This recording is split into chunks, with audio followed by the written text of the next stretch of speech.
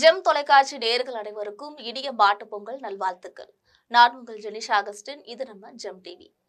தமிழர் நாட்காட்டிப்படி தைத்திங்கள் 2ஆம் நாள் மாட்டுப் பொங்கல்.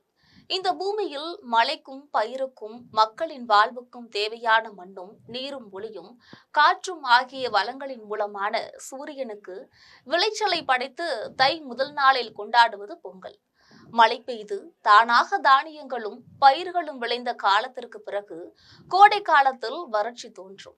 இதே போல சில ஆண்டுகள் மழை பொய்த்து முழுவதுமாக வறட்சி நிலவும். இத்தகைய பஞ்சகால தேவைகளுக்காக இயற்கையிலேயே விளைந்த பயிர்களை மனித முயற்சியால் பயிரிட தொடங்கினர். இதுதான் வேளாண்மையின் தொடக்கம். ஆற்றில் அணை கட்டி கால்வாய் வெட்டி இயற்கையான ஏரிகளில் நீரை தேக்கினர். செயற்கையாய் கரைகள் போட்டு குளங்கள் அமைத்தனர். இதனால் ஆண்டு முழுவதும் பயிர் தொழில் செழித்தது. மழைக்காலத்தில் தொழி உழவு உழுது நெல் பயிரிட்டனர். மழைக்காலம் முடிந்த பிறகு புழுதி உழவு உழுது பருத்தி, கடலை, வாழை, காய்கறிகள் என பல்வகை பயிர்களை பயிரிட்டனர்.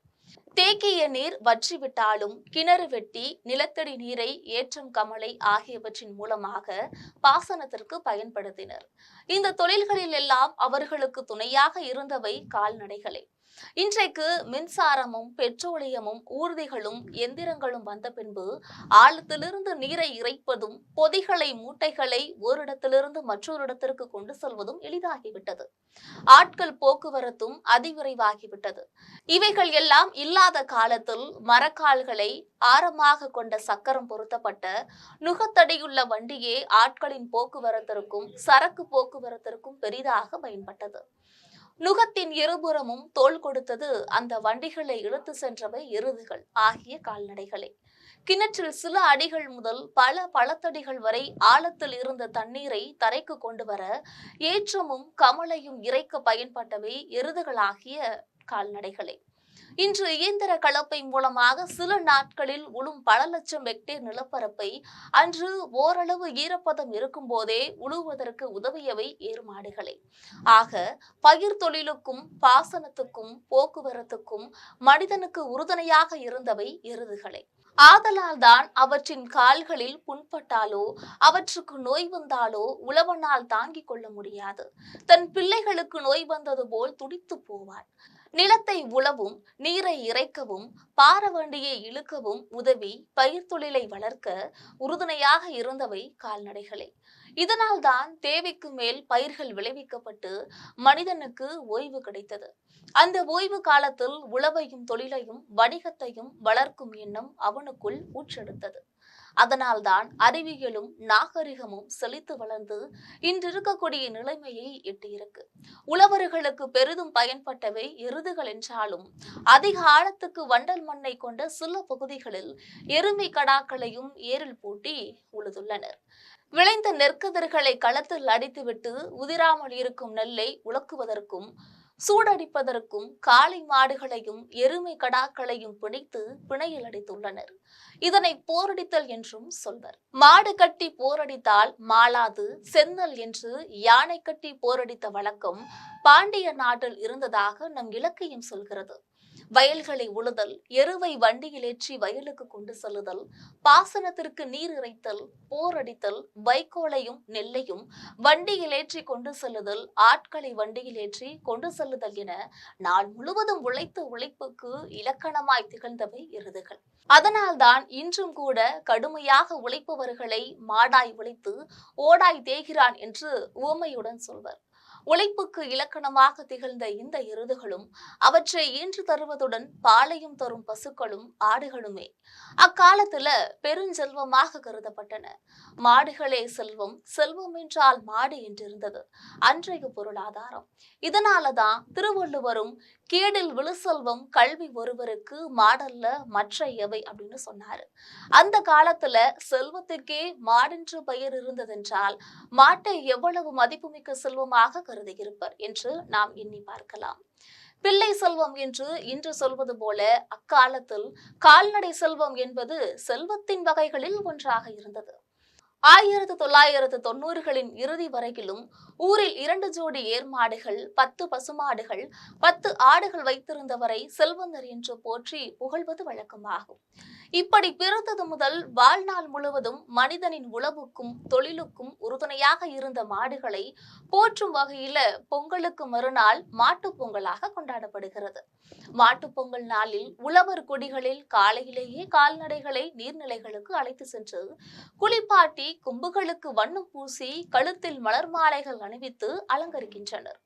காளைகள், பசுக்கள், கன்றுகள், ஆடுகள் அனைத்தையும் தொழுவில் வரிசையாக நிறுத்தி அவற்றுக்கு பூசை செய்தும் பொங்கலிட்டு சோறும் பழமும் காய்கறிகளும் பசும் புல்லும் வழங்கி போற்றுகின்றனர். அது மட்டுமல்லாது பெரிய திமில்களுடன் கூடிய கொம்புகளும் உடைய காளைகளின் கழுத்தில் ஏற்கனவே மலர் மாலை அணிவித்திருப்பர்.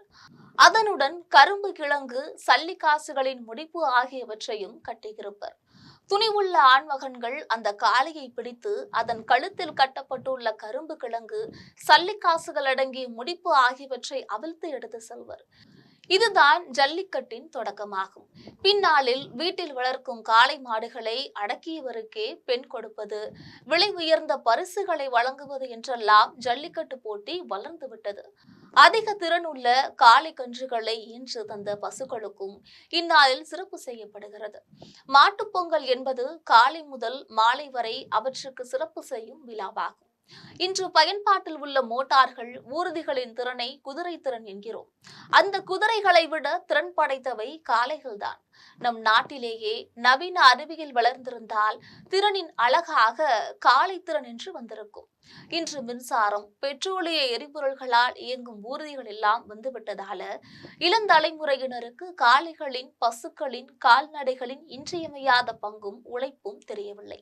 அவற்றின் பயனை அறிந்த பெரியோர்கள் தங்கள் பிள்ளைகளுக்கு எடுத்து கூறி அவற்றை போற்ற வேண்டும் என்ற எண்ணத்தை ஊட்ட வேண்டும்.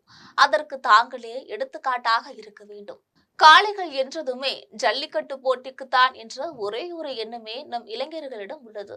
இதனை மாற்றி உழவு, தொழில், போக்குவரத்து, பொருளாதாரம் என அனைத்துக்குமே அடிப்படையாக விளங்கியவை இந்த மாடுகள்தான் என்பதை நம் பிள்ளைகளுக்கு உணர்த்த வேண்டும்.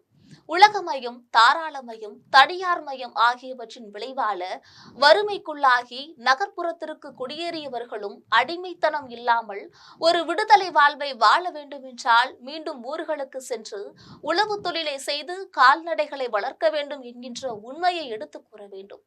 களவு, இறப்பு, ஏமாற்று, போதைப்பொருள், வணிகம் ஆகியவற்றை தவிர கால்நடை வளர்ப்பு என்பது முன்னேறிய ஐரோப்பிய நாடுகளில் கூட உயர்வானதாகத்தான் பார்க்கப்படுகிறது என்பதை நம் இளையோருக்கு எடுத்துரைக்கும் நாளாக இந்த மாட்டுப் பொங்கலை கொண்டாட வேண்டும்.